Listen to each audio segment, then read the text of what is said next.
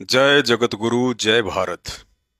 परमपिता परमात्मा, सारी सृष्टि के रचनहार, कुल मालिक, असंख्य ब्रह्मांडों के स्वामी, जगत गुरु, तीनों लोकों में प्रवेश करके सबका भरण पोषण करने वाले, राजाधिराज, आत्माधार, नाथों के नाथ, देवों के देव महादेव, सर्वेश्वर महेश्वर मृत्युंजय, अजरो अमर, आदि अनादि, सनातनी प्रभु, जगत पिता जगदीश्वर, श्री श्री 1008 की उपाधि के वास्तविक अधिकारी, अकाल मूरत शब्द स्वरूपी राम वासुदेव, सर्वगतम ब्रह्म, परम पूज्य, प्रथम पूज्य, परम संत, परम पुरुष, परम धनी, परम दयालु, सत्य कबीर, हक्का कबीर, अल्लाहु कबीर, अल्लाहु अकबर, बाखबर, अल्लाह ताला, जगत के तारणहार, जगत के मुक्तिदाता, जगत के जगन्नाथ, हारे के सहारे, हिंदुओं के राम, मुसलमानों के अल्लाह, सिखों के वाहिगुरु, ईसाइयों के मसीह, दया के सागर दया निधि, करुणा के सागर करुणा निधि, स्वयंभू परिभू, संकट मोचन, कष्ट हरण, मंगल करण, दुख भंजन, अविगत कबीर, निर्विकार निर्विषम परमात्मा, अलय अलेख सतगुरु, आदि अनादि सतगुरु, असली मर्यादा पुरुषोत्तम, असली राम, असली कृष्ण, असली घनश्याम, असली मुरारी, राजाओं के राजा, महाराजाओं के महाराजा, शहंशाहों के शहंशाह, सम्राटों के सम्राट, भगवानों के भगवान, अल्लाहों के अल्लाह, प्रभुओं के प्रभु, मसीहाओं के मसीह, सच्चे वाहिगुरु, बाबाओं के बाबा, पीरों के पीर, सर्वगुण संपन्न, अनंत कोटि कलाओं के स्वामी, अनंत कोटि ब्रह्मांडों के नायक, योगियों में महायोगी, ध्यानियों में महाध्यानी, सिद्धों में परम सिद्ध, ज्ञानियों में तत्व ज्ञानी, ब्रह्म ज्ञानी, महाज्ञानी, परम ज्ञानी, युवा कबीर, समरथ कबीर, असंवात, अमित ओझा, सच्चे रहनुमा, करीम अल्लाह, सुभान अल्लाह, दुनिया के अंतिम पैगंबर, 8 सितंबर 1951 से गांव धनाना, जिला सोनीपत, हरियाणा, भारतवर्ष की पावन भूमि पे प्रकट रियल कल की भगवान, संत शिरोमणि सतगुरु रामपाल जी परमेश्वर जी के चरण कमल में देश विदेश से हम सभी सत्सेवक भाई बहनों का अनंत कोटि दंडोत प्रणाम। सत्साहिब भाई और बहनों, शंका समाधान के एपिसोड नंबर 9 में आप सभी का स्वागत है। तो चलिए शुरू करते हैं शंका समाधान। शंका: उपदेशी भगत या भगतमती के शरीर छोड़ने के बाद उसके जूते, चप्पल व कपड़े आदि सामान प्रयोग कर सकते हैं या नहीं। परम पूज्य सतगुरु रामपाल जी भगवान ने संध्या आरती में बताया, मन कर धीर बांध ले रे बोरे, छोड़ देना पछलियों की रीत, सतगुरु तारेंगे। अर्थात सच्चे सतगुरु की शरण में आने के बाद साधक ने उन तमाम लोक वेद पर आधारित व्यर्थ की सांसारिक परंपराओं का परित्याग कर देना चाहिए जो सदियों से समाज में प्रचलित हैं। ऐसी ही एक परंपरा के तहत मरने वाले व्यक्ति के कपड़े आदि भी उसके साथ ही आग में जला दिया करते हैं।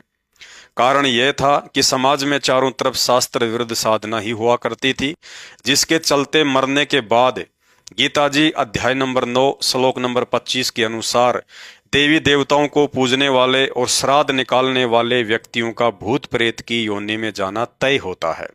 अतः इस भय से उस मरने वाले व्यक्ति का समस्त सामान या तो उसके साथ ही चिता में डालकर जला दिया करते थे या घर से कहीं दूर फेंक दिया करते थे, ताकि भूत प्रेत बनने के बाद उस आत्मा का उस घर में फिर से प्रवेश ना हो। इसी भय के चलते मरने वाले की अस्थियों को भी गंगा जी में डालने की परंपरा शुरू हुई थी। परंतु पूर्ण मोक्षदाता सतगुरु रामपाल जी भगवान के भक्तों को इस बात की चिंता नहीं करनी चाहिए, क्योंकि हमें शास्त्र अनुकूल भक्ति साधना प्राप्त है तथा शरीर छोड़ने के बाद दो ही परिणाम निकलेंगे।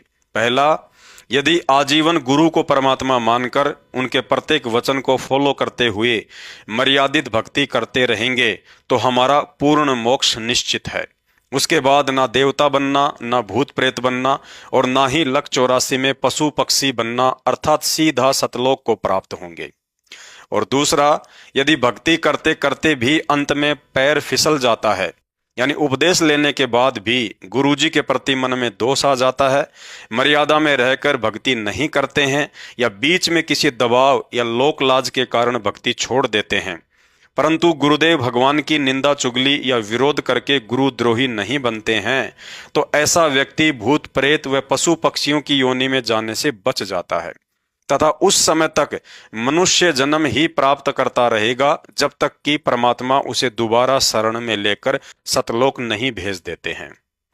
इसलिए किसी भी उपदेशी भगत या भगतमती की सामान्य मौत होती है तो उसके जूते, चप्पल, कपड़े व भक्ति की सामग्री जैसे सुमरनी, भक्तिबोध, मंत्र कार्ड आदि को फेंकना या जलाना नहीं है, बल्कि काम में लेना है। वैसे तो पूर्ण परमात्मा सतगुरु रामपाल जी भगवान से उपदेश प्राप्त करके मर्यादा में रहकर भक्ति करने वाला भगत किसी भी असाध्य रोग से पीड़ित नहीं हो सकता। फिर भी यदि कोई ऐसा अमर्यादित भगत या भगतमती है और अंत में किसी बीमारी या असाध्य रोग से पीड़ित होकर मरता है तो स्वच्छता के लिहाज से भक्ति सामग्री को छोड़कर उसके कपड़े आदि प्रयोग नहीं करना है, चाहे तो उन्हें जला दे या बाहर फेंक दे। शंका: मैं उपदेशी हूं, मेरा बच्चा अभी छोटा है, मेरे साथ खाना खाने की जिद करता है, उसे साथ में खाना खिलाने से मर्यादा खंडित होगी या नहीं? गुरुदेव भगवान ने बताया कि 3 वर्ष की उम्र के बाद बच्चे को परमात्मा के मार्ग से जोड़ देना चाहिए, क्योंकि 3 वर्ष के उपरांत बच्चा बोलना व समझना शुरू कर देता है। यदि आपका बच्चा 3 वर्ष से कम उम्र का है तो उपदेशी माता पिता के साथ भोजन कर सकता है। जब बच्चा 3 वर्ष का पूरा हो जाए तो उसके बाद या तो उसे गुरुदेव भगवान से नाम दीक्षा दिलवाएं, अन्यथा उसके साथ एक ही बर्तन में भोजन करना बंद करें, अन्यथा मर्यादा खंडित होगी। शंका: उपदेश प्राप्त करने के बाद मीठी सुपारी या मीठा पान खा सकते हैं या नहीं? गुरुदेव भगवान के आदेश व ज्ञान आधार से उपदेशी भगत भाई बहनों व बच्चों को मीठी सुपारी या मीठा पान ना ही तो खाना है और ना ही खिलाने में किसी का सहयोग करना है। मीठी सुपारी और मीठा पान खाना एक प्रकार की गंदी आदत भी है और शौक भी है, जो कि काल की ही खुराक है। अतः ऐसी गंदी आदत से स्वयं भी दूर रहें और बच्चों को भी दूर रखें। पान या सुपारी मीठी हो या नशीली, संत रामपाल जी के भक्तों के लिए पूर्णतया वर्जित है। शंका: क्या उपदेशी भगत कमीशन अर्थात दलाली से संबंधित काम कर सकता है तथा भगत को कमीशन लेना चाहिए या नहीं? परम पूज्य सतगुरु रामपाल जी भगवान ने बताया कि भक्ति मार्ग में हक अलाल की कमाई का बहुत बड़ा महत्व है। किसी की आत्मा दुखाकर या धोखा देकर कमाया गया पैसा भक्ति मार्ग में जहर के समान है। एक सत्संग में पूज्य गुरुदेव जी ने बताया कि जिसके घर में अनैतिक तरीके से की गई कमाई का पैसा आता है तो उस व्यक्ति ने अपने परिवार के सदस्यों को जहर खिलाने की आवश्यकता नहीं पड़ेगी, अर्थात वह अनैतिक कमाई ही जहर का काम करेगी। जैसे दलाली का पैसा, रिश्वत का पैसा, मिलावट का पैसा, नशे का कारोबार, मांसाहार व वेश्यावृत्ति का कारोबार तथा मुफ्त का सरकारी राशन। इस तरह की अनैतिक कमाई भविष्य में किसी लाइलाज बीमारी या दुर्घटना के चलते पीड़ा व परेशानी का कारण बनेगी। अतः यदि किसी उपदेशी बहन का पति, पिता या ससुर इस तरह की अनैतिक कमाई लाकर उसे देता है तो गुरुदेव के आदेश अनुसार उपदेशी भगत भाई बहनों ने उस पैसे को हाथ भी नहीं लगाना है। ध्यान दें, कमीशन की कमाई 2 तरह की होती है, एक जायज और दूसरी नाजायज। खेतीबाड़ी और मजदूरी के अलावा यदि भगत अपने पास से या उधार लेकर स्वयं का कोई छोटा मोटा काम धंधा शुरू करता है और उसमें जो भी मुनाफा होता है वह कमीशन जायज है। दूसरा, यदि आप स्वयं की जेब से पैसा ना लगाकर 2 पार्टियों के बीच एक एजेंट बनकर पैसा कमाते हैं तो वह कमीशन नाजायज है। जैसे 2 व्यक्तियों के बीच कमीशन लेकर प्रॉपर्टी का सौदा करवाना तथा शेयर मार्केट में पैसा इन्वेस्ट करना भी भक्ति मार्ग में नाजायज कमाई के अंतर्गत आता है, क्योंकि शेयर मार्केट में पैसा लगाना जोखिम भरा काम है। सामान्य भाषा में इसी को जुआ खेलना कहते हैं। यदि पैसा डूब गया तो दुख और चिंता में भक्ति बर्बाद होगी, और यदि जीत गया तो आगे से आगे उस हराम की कमाई के चलते काल आपको कुकर्म करने के लिए प्रेरित करता रहेगा। अतः ज्ञान आधार से एक उपदेशी भगत के लिए शेयर मार्केट और नाजायज कमीशन के कार्य भगत के लिए मानसिक परेशानी व अनैतिक कमाई के अंतर्गत ही आते हैं। शंका: उपदेशी भगत MLM अर्थात मल्टी लेवल मार्केटिंग कंपनी में काम कर सकता है या नहीं? MLM अर्थात मल्टी लेवल मार्केटिंग कंपनी में पैसा लगाने से पहले या वहां पर जॉब करने से पहले 100 बार विचार अवश्य करें। इस तरह की ज्यादातर कंपनी कुछ समय तक आपको विशेष पैकेज, सैलरी या इंसेंटिव देकर आपके माध्यम से ज्यादा लोगों का पैसा इन्वेस्ट करवाती है और कुछ दिन या वर्षों के बाद पता चलता है कि वह कंपनी पब्लिक के करोड़ों रुपए लेकर फरार हो गई है।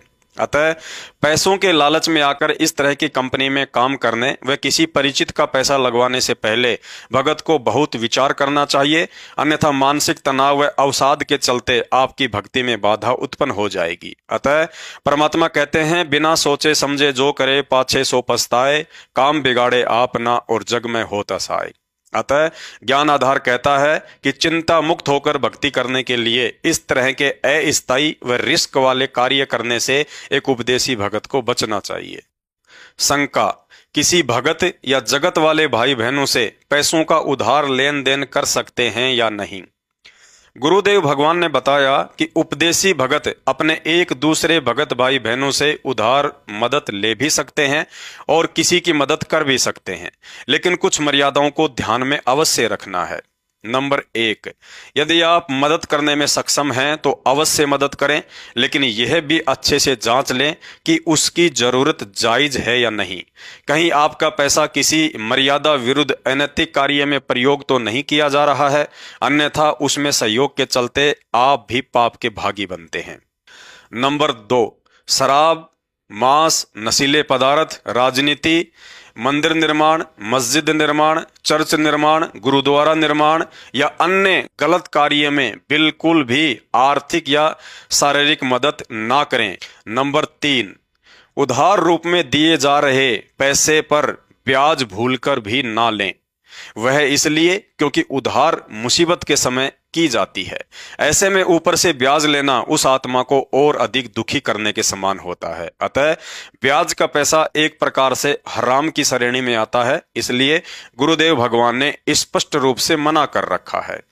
नंबर 4, यदि उपदेशी भगत को मजबूरी में किसी जगत वाले भाई बहन या अनुपदेशी रिश्तेदार से उधार रूप में पैसा लेना पड़ जाए तो मांगने पर ब्याज भी दे सकते हैं, लेकिन भगत ने किसी अन्य से ब्याज बिल्कुल भी नहीं लेना है। नंबर 5, गुरुदेव भगवान ने बताया कि पहले तो हम सतोगुण के प्रभाव से दयावान बनकर किसी की भी मदद कर देते हैं, लेकिन बाद में जब पैसा देने में देरी हो जाती है या मना कर दिया जाता है तो तमोगुण के प्रभाव से लड़ाई झगड़ा कर बैठते हैं, जो कि गलत है। इससे मानसिक तनाव के चलते भजन में भंग पड़ता है और सामने वाले की आत्मा को भी चोट पहुंचती है। अतः गुरुदेव भगवान के आदेश अनुसार यदि समय पर आपका पैसा नहीं लौटाया जाता है या मना कर दिया जाता है तो लड़ाई झगड़ा या मनमुटाव बिल्कुल भी ना करें। इसके लिए भगत को चाहिए कि पहले ही सोच समझकर मदद करें। यदि आपके अंदर धैर्य या सहनशीलता नहीं है तो मदद करने से बचें। नंबर 6, उधार रूप में अपने किसी अनुपदेशी रिश्तेदार, बहन बेटी या मित्र आदि की भी मदद कर सकते हैं और जरूरत पड़ने पर उनसे आर्थिक मदद ले भी सकते हैं, लेकिन लेन देन के समय उपरोक्त मर्यादाओं का अवश्य ध्यान रखना है। शंका, यदि भगत ने किसी उपदेशी या अनुपदेशी से पैसा उधार लिया हुआ है लेकिन उधार चुकाने से पहले ही मौत हो जाती है तो क्या भगत के ऊपर भार चढ़ेगा? गुरुदेव भगवान ने एक सत्संग में बताया कि उधार पैसा लेते समय मन में कोई भी दोष ना रखते हुए आपकी इच्छा वह पैसा समय पर चुकाने की होनी चाहिए। फिर भी किसी कारणवश मौत हो जाती है और आप कर्ज नहीं चुका पाते हैं तो ऐसी स्थिति में गुरुदेव ने बताया कि परमात्मा आपकी भक्ति कमाई का कुछ अंश सूक्ष्म रूप में उस उधार मदद करने वाले को देकर उसके व्यापार या शरीर में फायदा पहुंचाकर अपने भगत का ऋण लौटा देता है। तो शंका समाधान में आज केवल इतना ही। शंका समाधान के और अधिक वीडियो देखने के लिए हमारे Facebook page Pawan Das is live Manav Dharmi Pawan दास को फॉलो करें। वीडियो अच्छा लगे तो शेयर करें। बंदी छोड़ सतगुरु रामपाल जी परमेश्वर जी की जय हो।